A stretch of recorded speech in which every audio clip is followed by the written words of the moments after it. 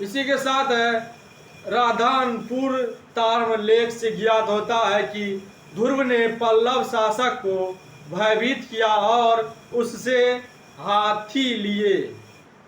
ध्रुव ने त्रिपक्षीय संघर्ष में महत्वपूर्ण भूमिका निभाई। बड़ौदा अभिलेख में उसकी विजयों का उल्लेख इस प्रकार है। तो मैं बता दूं आपको, अपनी तरंगों से सुंदर लगने वाली गंगा और यमुना को अपने शत्रुओं से जीतकर यश मूर्ति ध्रुव ने वह अधिराज्य प्राप्त किया जो दृश्य रूप में प्रकट होता था। इसी के साथ राष्ट्रकूट साहित्य कृतियां से रूबरू करा दूं, बता दूं इसके बारे में, तो बहुत अच्छा और लाभदायक साबित होगा आपके लिए। जिनसेन ने आदि पुराण हरिवंश तथा यास्वर्द्य ग्रंथों की रचना की। साकत्ययान ने अगोध्य वृंत की रचना की। महान गणितज्ञ वीर आचार्य ने गणित सार संग्रह प्रणीत किया। महाकवि त्रिविक्रम ने नल चंपू काव्य की रचना की और अनायुद्ध ने कवि रहस्य नामक ग्रंथ पूरा किया। अवलोक और विद्या अध्ययन ने इसी शासन काल में जैन ग्रंथ और आपत्तिमीमांसा पर अष्टशती एवं अष्टशास्त्री टीकाएं की और प्रभाचंद्र के नियम कौमुदी चंद्रोदय की रचना की। मणिका नंदिनी ने परीक्षा मुख्य शास्त्र की रचना की। सोमदेव द्वारा यथाशक्ति चंपू नामक उच्च कोटि का ग्रंथ लिखा। सोमदेव द्वारा रचित नीति वाक्यमृत और तत्कालीन राजनीति का दर्पण था। इसी के साथ महाकवि एम्प ने कन्नड़ भाषा में आदि पुराण तथा विक्रम अर्जुन विजय नामक ग्रंथ की रचना की। प्रसिद्ध सेनापति चामुंडराज ने चामुंड राज्य राय पुराण नामक ग्रंथ लिखा।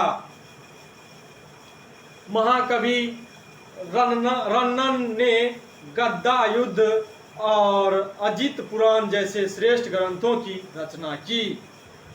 इसी के साथ गोविंद तृतीय जो 793 ईस्वी से 814 ईस्वी को ध्रुव ने अपने शासन काल में ही युवराज घोषित कर दिया था और स्तंभ को गंगावाड़ी मैसूर का स्वतंत्र राजा बना दिया, परंतु उत्तराधिकारी का युद्ध रुक न सका और गोविंद को कठिनाइयों का सामना करना पड़ा।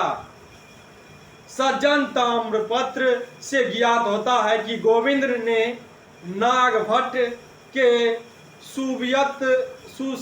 सुयश को हरा लिया था और उसने नर्मदा के तट के साथ साथ आते हुए मालवा, कौशल, अंग वेंगी, दाहल तथा ओद्रक इत्यादि प्रदेशों पर विजय प्राप्त की।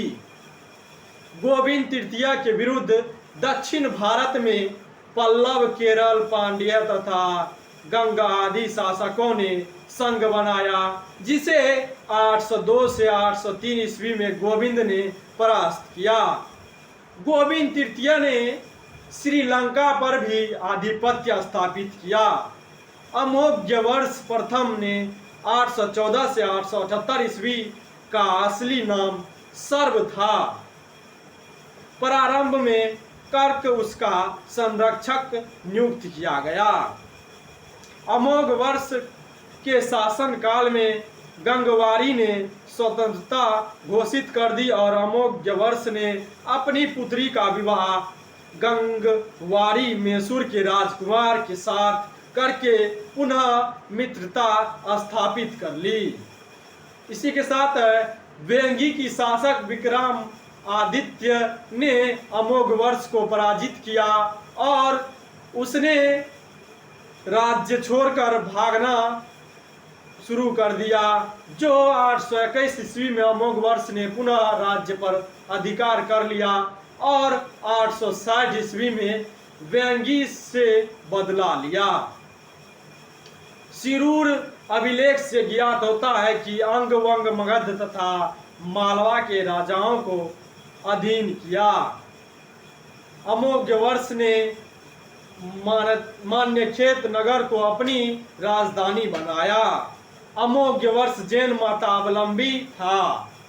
कृष्ण द्वितीय 880 से 914 ईस्वी तक अमोघवर्ष का उत्तराधिकारी था, जो भोज ने कृष्ण द्वितीय को परास्त किया।